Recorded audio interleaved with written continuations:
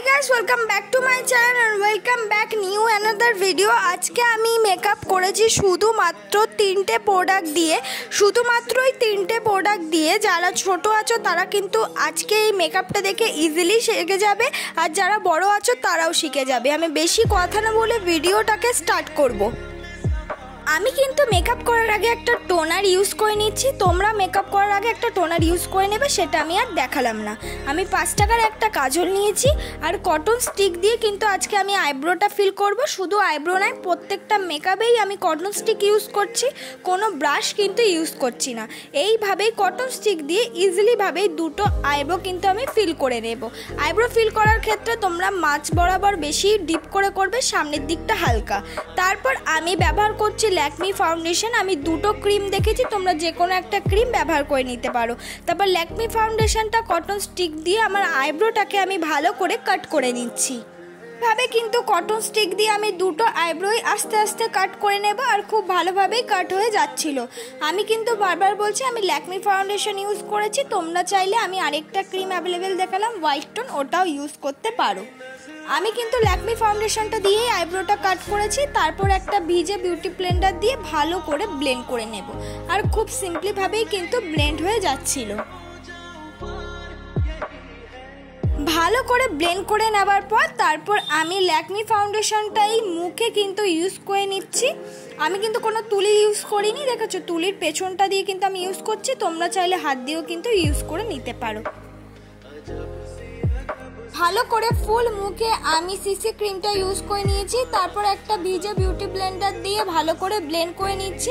Beauty ব্লেন্ডারটাকে ভিজিয়ে নিচ্ছি কারণ ইজিলি কিন্তু ব্লেন্ড হয়ে যাবে বিউটি ব্লেন্ডারটা দিয়ে ভিজিয়ে নিই। আর আমি সিসি ক্রিম দিয়ে আজকের মেকআপটা করছি কারণ সিসি ক্রিম ছোট থেকে বড় সবার ঘরেই থাকে, আর এই ক্রিমটা যেহেতু বাজেট ফ্রেন্ডলি। ভালো করে ইউজ করে নিচ্ছি আর ইজিলি কিন্তু ব্লেন্ড হয়ে যাচ্ছিল। ভালো করে ফাউন্ডেশনটা ব্লেন্ড করে নেওয়ার পর তারপর আমি মুখটাকে সেট করে নেওয়ার জন্য ইউজ করছি হলো ল্যাকমি ফেস পাউডার। আর তোমরা যে কোনো এমনি নর্মাল লুজ পাউডারও ইউজ করে নিতে পারো, মুখটাকে সেট করার জন্য কিন্তু পাউডারটা ইউজ করা। তারপর আমি ইউজ করছি হলো একটা রেড রঙের লিপস্টিক। এই রেড রঙের লিপস্টিকটা আমার প্রায় শেষ হতে চলেছে, তাই ভাবলাম এটা দিয়ে আইশ্যাডো করা যাক। আমি কটন স্টিক দিয়ে আইশ্যাডো ইউজ করছি, আর আমি কোনো ব্রাশ ইউজ করব না, ফার্স্টেই বলেছি। তাই কটন স্টিক দিয়ে রেড কালার আইশ্যাডোটা ভালো করে আমি ব্লেন্ড করে নিচ্ছি।